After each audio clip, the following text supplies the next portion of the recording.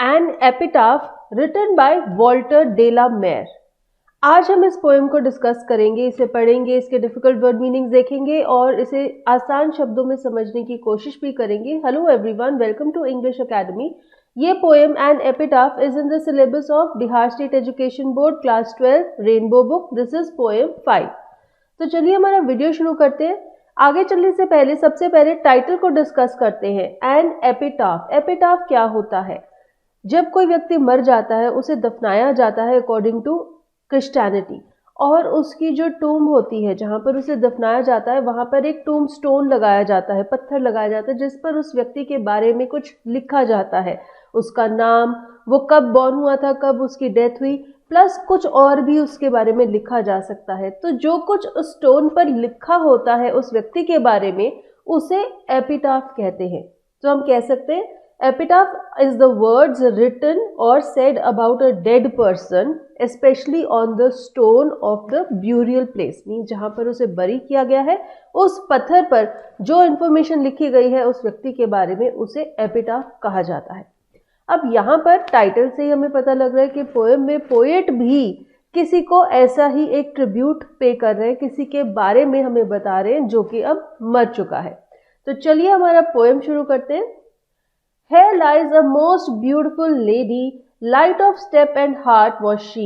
I think she was the most beautiful lady that ever was in the West country.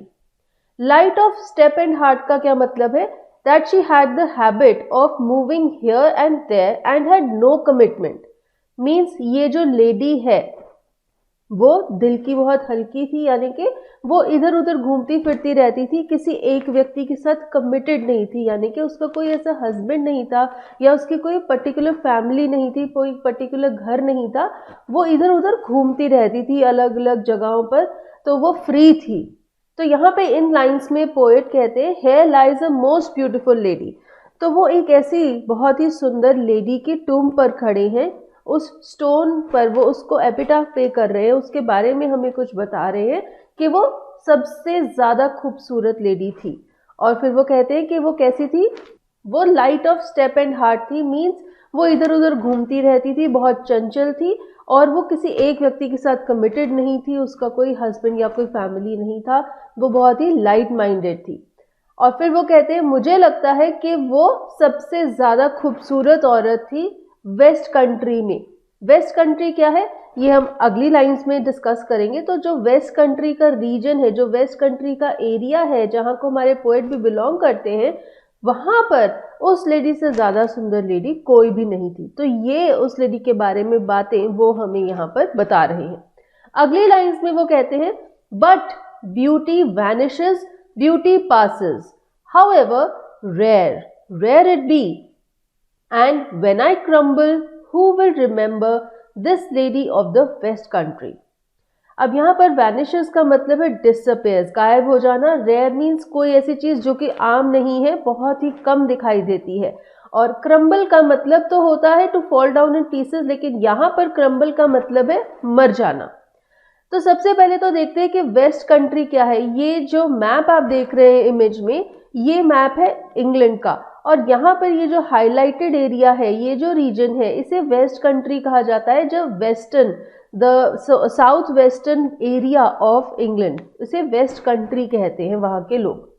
तो इन lines में poet कहते हैं beauty गायब हो जाती है, बहुत जल्दी ब्यूटी खत्म हो जाती है, और चाहे वो ब्यूटी कितनी भी रेयर हो, मीन्स कितनी अनकॉमन हो, दिखने बहुत ही कम दिखाई देती हो, लेकिन फिर भी वक्त के साथ वो वैनिश हो जाती है, ख़त्म हो जाती है। और फिर वो कहते हैं कि जब मैं मर जाऊंगा, when I crumble, who will remember this lady of the west country. तो कहते हैं कि जब मैं मर जाऊंगा, मेरे मरने के बाद कौन इस खूबसूरत औरत को याद करेगा, वो खूबसूरत औरत जो कि वेस्ट कंट्री की मोस्ट ब्यूटीफुल लेडी है अकॉर्डिंग टू द पोएट। तो पोएट इन लाइंस में क्या कहते हैं कि वक्त के साथ सुंदरता खत्म हो जाती है, चाहे वो जितनी भी रेयर हो, जितनी भी यूनिक हो, वक्त के साथ वो खत्म हो जाती है। और फिर वो कहते हैं कि जब मैं मर जाऊंगा, मेरे मरने के बाद इस खूबसूरत औरत को कौन याद करेगा। अब हमने यहाँ पर पोएम पढ़ ली, डिफिकल्ट वर्ड मीनिंग्स भी देख ली और पोएम को समझ भी लिया। अब हम आगे चल के इस पोएम के जो लिटरेरी डिवाइसेस हैं, कौन कौन से पोएटिक डिवाइसेस यूज किए हैं पोएट ने, आइए उन्हें देख लेते हैं।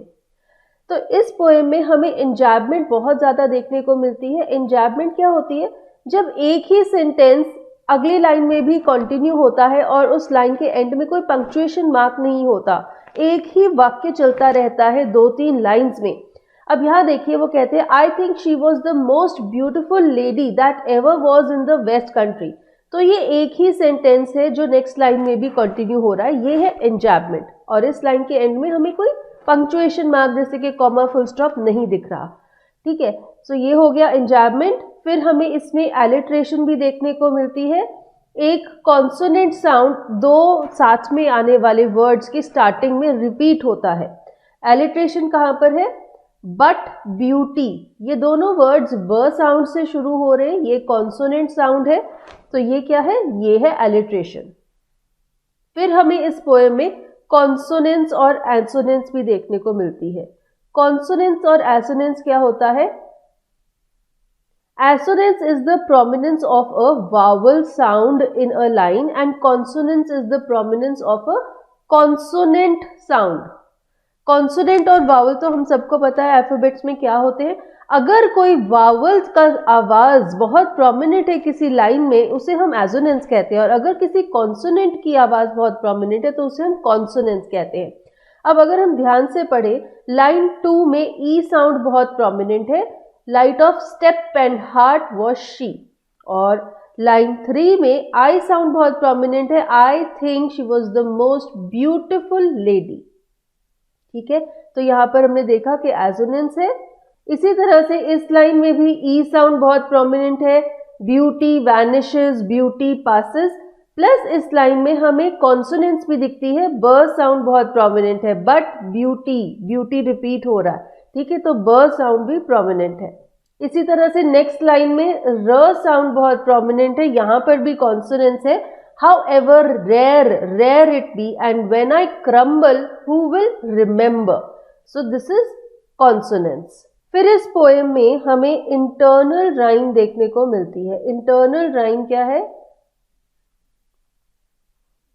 एक ही लाइन के अंदर राइमिंग वर्ड्स यूज हुए होते हैं।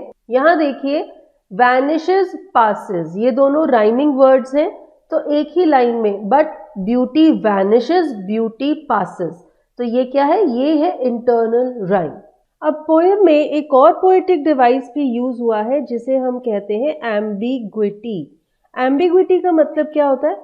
कोई ऐसा वर्ड यूज करे जिसका डबल मीनिंग है और हम ये नहीं समझ पा रहे कि कौन सा मीनिंग पोएट बताना चाहते हैं। अब यहाँ देखिए लाइन 2 में लाइट जो वर्ड यूज हुआ है, लाइट का मतलब वैसे तो होता है रोशनी, लेकिन यहाँ पर वो लाइट से क्या कहना चाहते हैं कि उसका जो दिल था वो बहुत हल्का था, मीन्स उसकी लाइट वेटनेस की तरफ वो रेफर कर रहे हैं, ना कि रोशनी की तरफ। तो यहाँ पर क्या है? एम्बिग्विटी यूज हुई है जब वो कहते हैं light of step and heart. तो पहले तो हमें लगता है कि वो कहना चाहते हैं कि ये रोशनी है, लेकिन ये रोशनी नहीं है। वो कहना चाहते हैं कि वो बहुत लाइट माइंडेड थी, हल्के दिल की थी, बहुत ही केयर फ्री थी, इधर उधर घूमती फिरती रहती थी। तो यहाँ पर ये वाला मीनिंग यूज हो रहा है जब किसी वर्ड के 2 मीनिंग्स होते हैं और हम आइडेंटिफाई नहीं कर सकते कि पोएट कौन सा मीनिंग बताना चाहते, that is called the device of ambiguity. इसके साथ ही हमारा ये वीडियो खत्म होता है। यहाँ पे हमने एन एपिटाफ पोएम को डिस्कस किया। अगर आपके कोई डाउट्स है तो आप कमेंट्स में लिख सकते हैं। बाकी सब पोएम्स की एक प्लेलिस्ट है, बाकी सब चैप्टर्स भी हमने डिस्कस किए हैं, उन सब की एक प्लेलिस्ट बनी हुई है जिसका लिंक वीडियो के नीचे डिस्क्रिप्शन बॉक्स में दिया हुआ है। वहां से आप सभी चैप्टर्स को प्रिपेयर कर सकते हैं। With this is Ruchika signing off. Till we meet next, take care, good bye.